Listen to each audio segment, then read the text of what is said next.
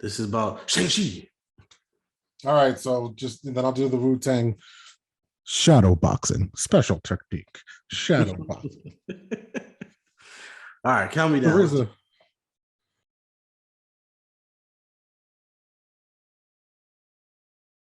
Welcome back, ladies and gentlemen.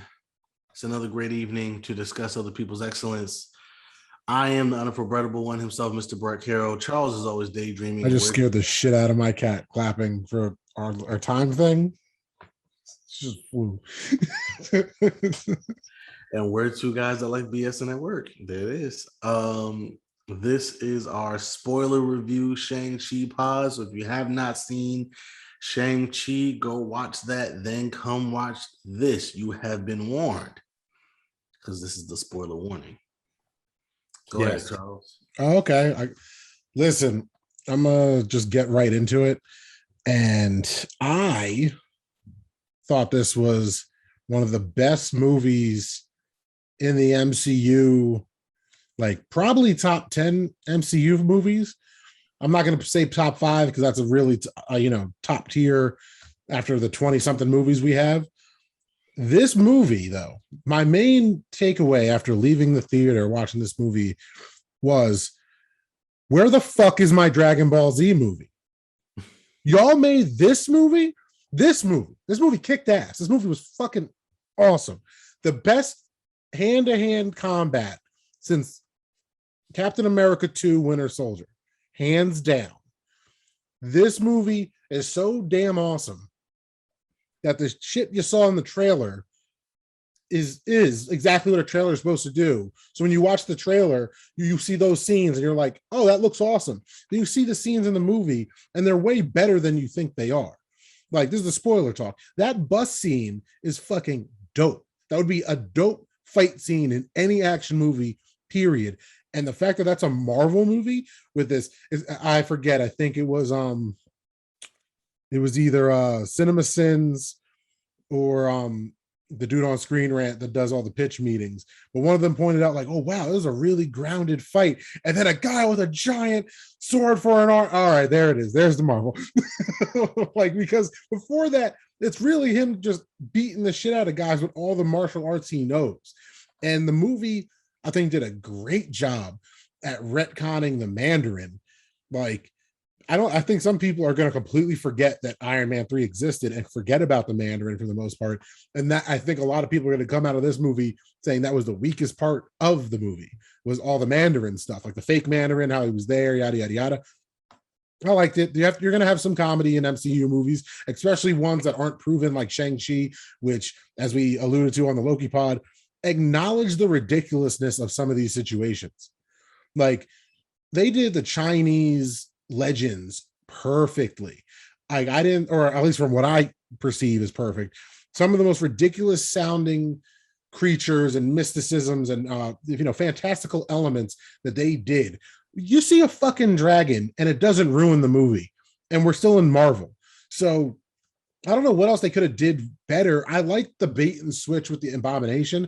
Like, I wish we would have got that fight, just because all the action was on point. All the action was dope.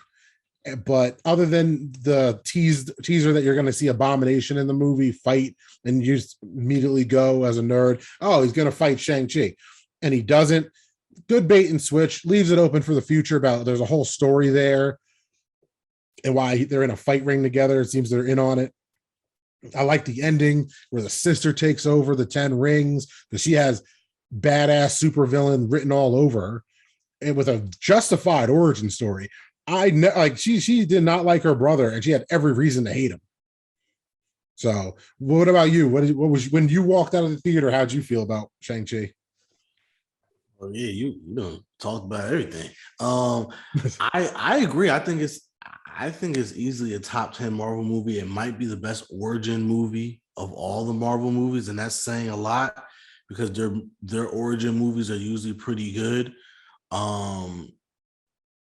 Yeah, I mean, besides like Iron Man, like the first one, I think that this might be the best origin story in the Marvel universe, in the MCU, and that's saying a lot. It was a great movie, man, and again, I think we talked about this a little bit in our low key pod.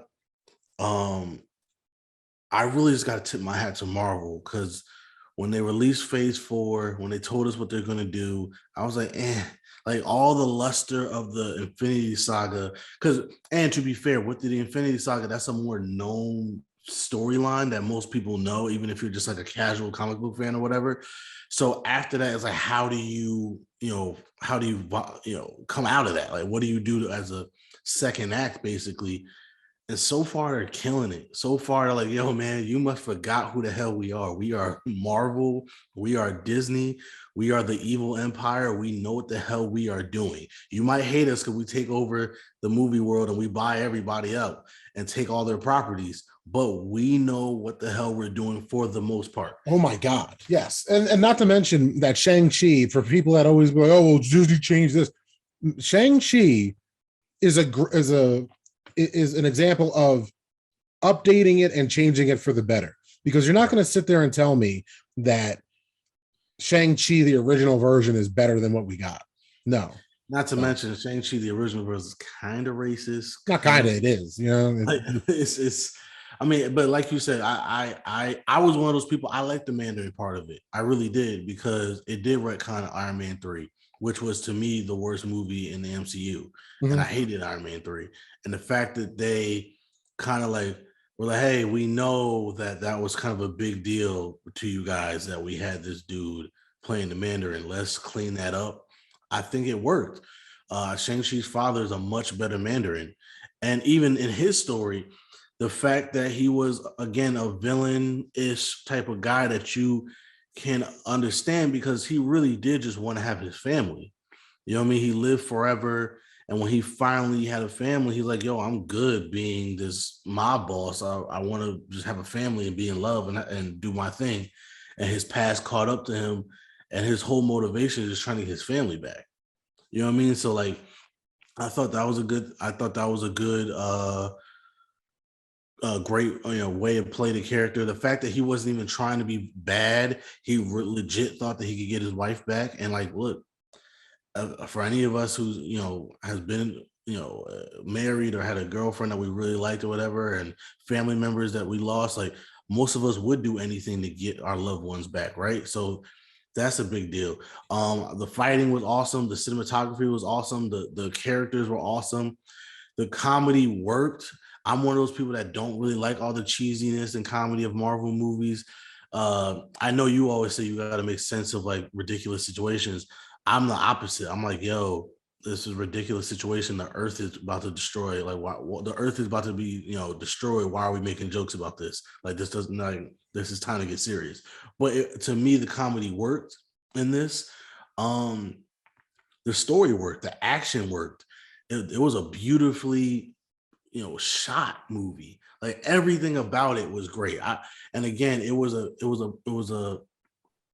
IP that I wasn't excited about because I'm like, I'm not a big Shang-Chi fan. I really don't care about Shang-Chi. If this is what phase 4 is starting with, this is not a good start. But now, like I said, I am more excited than ever to see where this goes because Shang-Chi literally has put his stamp on the MCU. Like, no, I'm here. I'm an Avenger. I'm here. This is like, and we also see already he's powerful as hell. Yeah. You know what I mean? So they did a great job of saying, no, look, we're back. Like I said, this was Marvel, dusting the dirt off their shoulder, like, yo, and like, yo, kiss the ring. Y'all know who we are.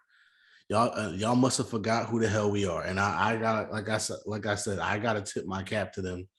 Everything Marvel has been doing so far has been just chef's kiss gold. Maybe not Black Widow, but even then that's not really their fault. When you put a prequel to a character that we know is already dead, there's only so much you can do. Yeah. But And but everything else, like, it's been like, yo, Marvel Marvel's just, the train just doesn't stop, man. It really does. I am impressed as a DC fan. I am thoroughly impressed. I really am, I because I don't. mean, the Wen Wu, the Mandarin, I looked up his character name, Wen Wu, the dad. They did a good job at humanizing him because he's supposed to be this immortal warlord. He's a Right, terrible person. He's a terrible person, but he changed for the love of his life. So that right. gives the motivation some meaning, but it also like because people mess up protagonist for good. It doesn't mean good. It just means like the main character. And I guess if I remember correctly, Ji Ling. I read it before. I probably butchering the name. His sister, Shang Chi's sister. She is mad she wasn't able to train to become the killer her brother is or could be. So she wants to be the ruler of the Ten Rings, and he doesn't. He just wants to be a regular ass person. And even that, like the stereotypes of like they were very old school and really trying still some things with the Chinese culture now. Like, no, you're a woman, you can't be part of this. And she's like, yo, that's not fair. I'm part of this family too. I like you said, I want to do this more than he wants to do it.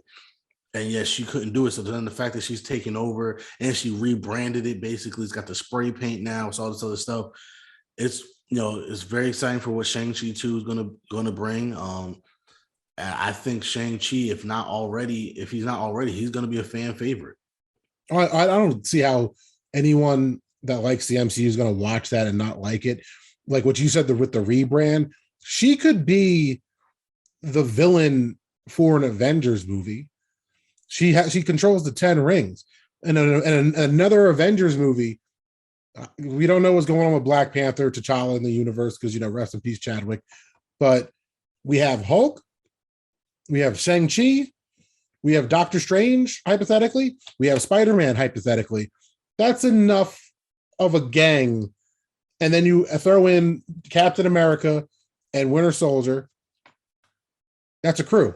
That's a movie. I'd watch that movie. Falcon in his Captain America gear, with Winter Soldier teaming up, meeting Shang-Chi to take on the Ten Rings. Hulk could, we still have speaking of Captain America and Winter Soldier, Sharon, and she's the bad guy for that underworld gang. You know what I mean? So like, who knows? And they're both women in power. Who knows if they don't ever meet up and become even larger? Like, hey, you kind of got your underworld gang. I got my underworld gang. Let's boss up together. Well, that's the thing. It's not an underworld gang. The Ten Rings are pretty much the MCU's version of the Illuminati. Right. They fund terrorists. They do everything. Right. So because it's kind of funny trying to believe that it's the same organization in the first Iron Man that's holding them hostage in the Middle East, and this organization in Southeast Asia that's kind of like underground Fight Clubbish. You know what I mean? They can be. We're literally talking about a world with Ant-Man and a talking raccoon that saved the world. So take it for what it is. But I really am excited about how Shang-Chi just messed with the universe. Like, I'm super excited for Eternals. I really hope that doesn't suck. There's no reason for me to believe it's going to suck outside of unknown property and a cast of new characters. Well, no, I mean, like I said, I'm no longer, like I said, when I heard Shang-Chi, when I heard the Eternals, I was like, I'm super excited for the Eternals now. And everything that we've seen from Loki to Shang-Chi all hints at the like stuff that the Eternals are probably gonna have to be dealing with, right? So it's one of those things where that's going to be, I'm really excited about that movie because that movie is probably going to open up a whole nother can of worms before we even get to Spider-Man, right? So they kind of have these last shows / movies kind of have their own little mini arc going on before Spider-Man No Way Home, kind of blows it all up with the multiverse. And I'm all for it. I'm really all for it. It's going to be amazing. It really is. And like I said, I'm thoroughly impressed because that's not like, I want people to understand that it's not easy to do, man. It really isn't. Like, think about how many movies just don't have good sequels, right? That's just from one movie to another, and forget the superhero genre, just any movie. Yeah, or subpar sequels. Not even it's not even on the level of the original. Like right. that used to be.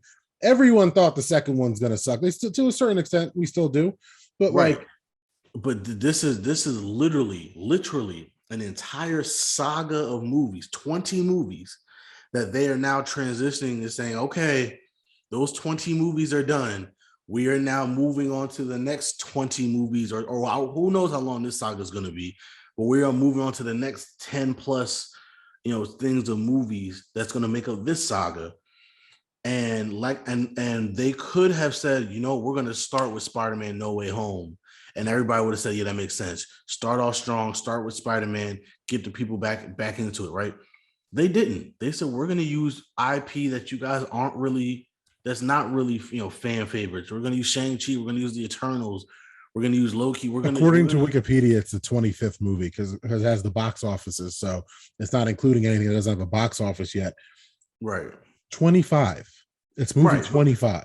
Right, but my point is that this is the first 20 whatever was all one thing. This is starting the new thing, and they did a great job of saying not only are we going to start this off with a bang, but we're going to do it with characters that y'all don't even know about.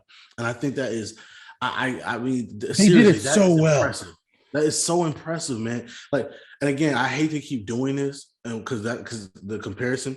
But that's one of the biggest people have with DC is, oh, y'all are afraid to do anything outside of Batman because you guys know you can't do anything good outside of Batman. And even some of your Batman things haven't been good. Well, here's Marvel saying, we're going to pull out D-list. This D-list. No, D-list. This is not even C-list characters now. We're going to pull out D-list characters and make them household names. Let somebody come out their mouth sideways to me talking about, I don't like comics, I wasn't into Shang-Chi. Fuck you poser. There's no way anybody that people that love Shang-Chi imagine this is the fire they would have put out 20 years ago if you heard there was going to be a Shang-Chi movie. So it's insane. And props to the dude who played Shang-Chi and what's her name, Awkwafina. They had chemistry. I believe they were friends.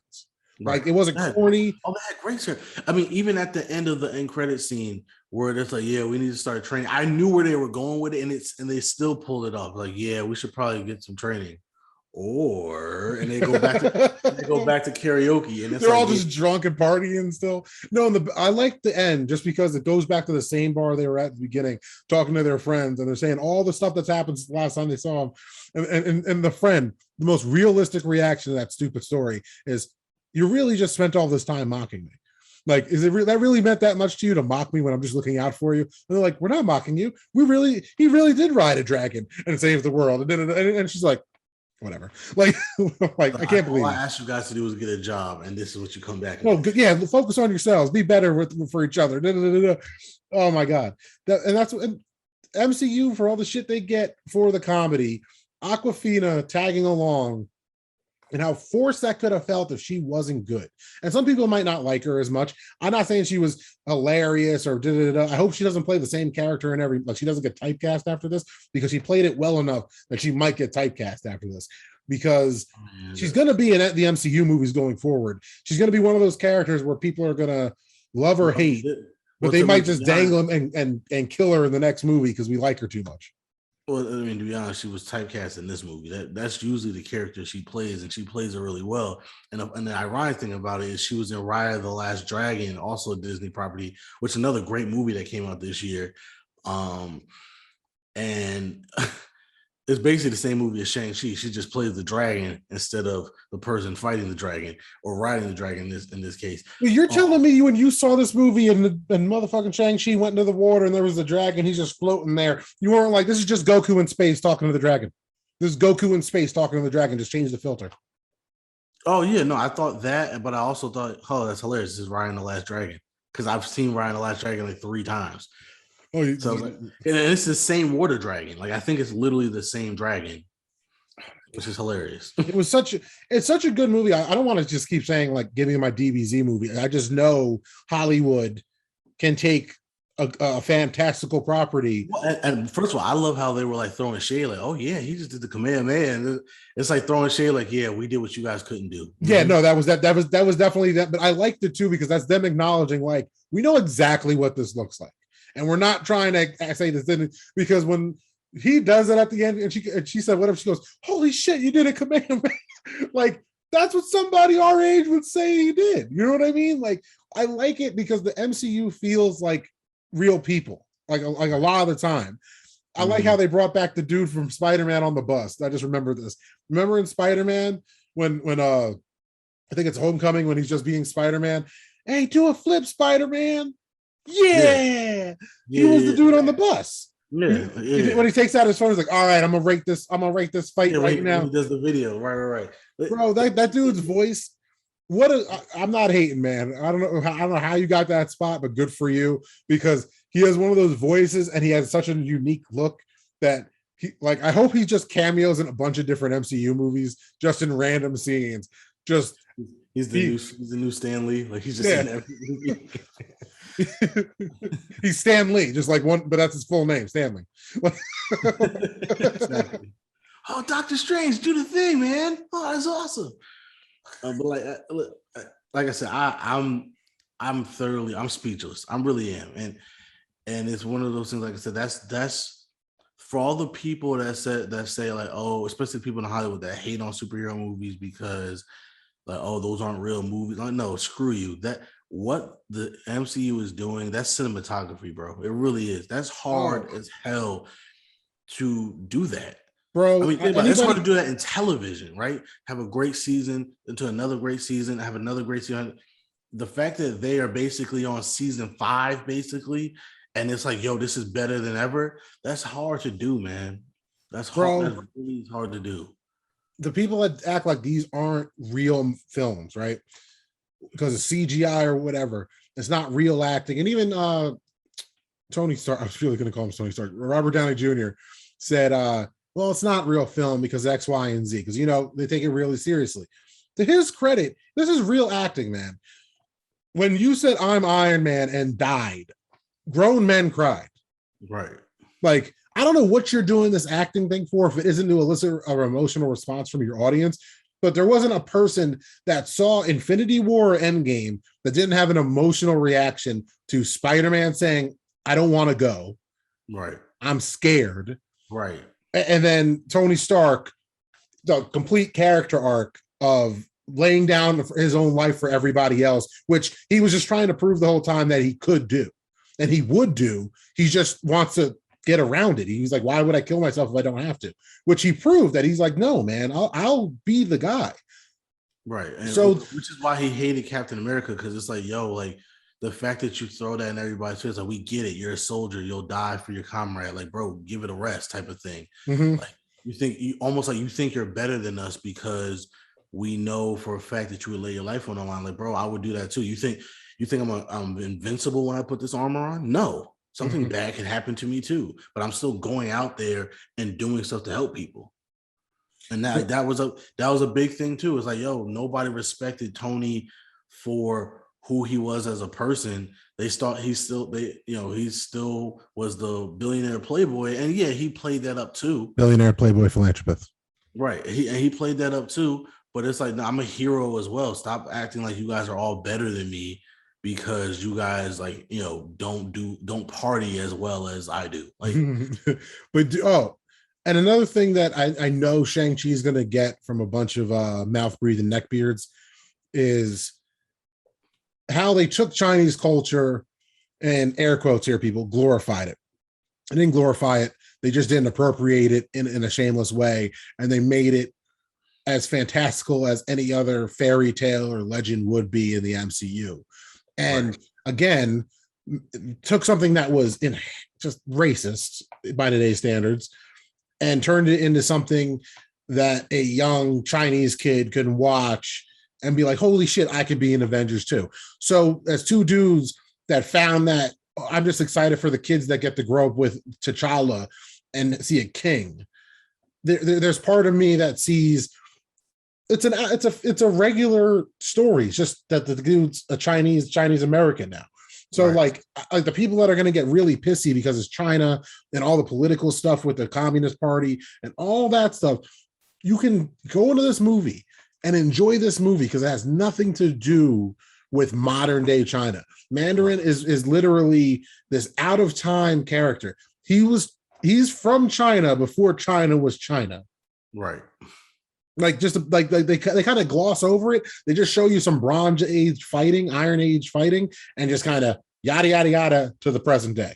So I like that, and I like that there's another meta-human or superhuman, however they say it in the MCU, that is from the other side of the planet. Because besides, we got think about how crazy it is in the context of Hollywood that we got an African Avenger before we got the Chinese Avenger. And I'm down with this, man. There's like I said to my wife leaving the theater, I was like, yo, I can't wait for that South American Avenger because that's just gonna have a dope ass soundtrack. But like, let me see some crazy fight scenes in Rio de Janeiro or something. Yeah, it's gonna be awesome. I mean, like I said, it's you got if you're not impressed by this, then you're just a hater. It really are. And I really don't know how you're not going to like this movie. If it's a great movie, it's got everything you want in it. It really does. You don't need to see the MCU to like this movie. This could be your first MCU movie, and you should like it because you would be like, you know what, this is awesome. If you only like kung fu movies, you should like it. If you only like animes, you should like it. If you like comedy, you will like it. Like it's like I like it. I liked it as a movie. The worst part about me seeing this movie is I had to go without my wife to see it just because of scheduling, right? So we could kind of hurry up and do this pod, just me and you. But the best part for me, I'm cheating because I get to go see it again. Right. I want to go see it again. It's literally worth that. Here's how good that movie was, right? So I saw it with my boy Keith, right? And usually when we go, he wants to see the IMAX and stuff like that. I'm not really a big IMAX fan. I'll see it in a regular movie theater. When we saw it, and ironically, when we saw it, we didn't see it in IMAX. And the first thing I thought was, damn, we should have saw that in IMAX. Like that's how good that movie was. You know what I mean? Like, I saw it in IMAX. So it was just like, and if he said like, yo, you want to go see it again in IMAX, I'd be like, hell yeah, like. So what was your favorite like part of the movie? Because like me and you both seen it. It's been a couple weeks since it's been out. We're recording it this on the Monday night game between the Chargers and the Raiders, and it's week 4 now. Yeah, it's week 4. So it's been out for a few. I don't know if I had a favorite part. I just liked it thoroughly. Like to be honest, my only criticism of it was like it did kind of run a little long. Like the middle part kind of got a little stretched out there. But other than that, I'm like, I don't know if I had a favorite part. Maybe probably the bus scene. That bus scene is fire, man. It's fire. I mean, it's in such a hard spot because it's not like the other action scenes weren't dope too. It's just that bus scene is like the first scene you get to see him really do him. And even that was longer than I expected. Oh, yeah. That's a scene. That's what the trailer shows it and you think, oh, it's spoiled. And it's like, oh, it's not spoiled because this thing went on for a long time. And it has one of the only egregious setups of exposition when Awkwafina's like, how long we been friends? 10 years or whatever. And then she also says how she's a better driver than the stereotypes say she is. And it's set up for that scene, which also is a good setup just for future movies because she could be the getaway driver or something like that. So I like how they set it up because they did also, and how Disney forces a love situation, a romantic situation in Star Wars that no one asked for. And in this movie, it's so subtle. They're saying they're friends. They are acting exclusively like friends, but it's very obvious they care for each other way more than that. And it's these little glimpses. Once again, props to the acting, because that's part of the acting is showing these little nuanced parts of their relationship. Because at the end, when they're just done, like they just get done fighting, and they just have their arms around each other for a second. That's the first time you kind of saw that in the whole movie. They didn't kiss. They didn't do anything. They were just embracing each other because they were like, holy shit. And I forget what the exact scene was. But I like how the movie had a part where she got hit or something and he just lost his shit. He was like, yo, because he was Goku. Like, I know Hollywood, I know you can do Goku now. And even more, I know you can do Vegeta because his dad was pretty much Vegeta. So just give me the movie and you can butcher the whole fucking story. Actually, no, you can't. But if you're going to just do it out of order, just give me the Broly movie off top. You're asking for too much, dude. Listen, I'm asking for too much. They already fucking put out a Carnage movie. We're in the timeline where I have a Carnage movie, even though it's not fucking rated R, but that's on the next spoiler talk. Segue. There we go. You can find me at Never Forget Me. That's NEVA_4 BRETT_ME on Instagram and Twitter. The number 4. Oh, I was late this time. I'm at Not the Chuck D on all the socials. We are at www.thedope.blog, at @the_dope_blog on Instagram, at the dope blog, all one word on Twitter. Oh yeah, discussing other people's excellence Facebook group. And I'm going to steal his line. We also got a YouTube or something you should subscribe to. Stop it. If you're watching this on YouTube, you can like, share, and subscribe. We appreciate it. And join us next time as we continue to discuss other people's excellence. Nerd shit. We love it. Yes, we do. Go MCU.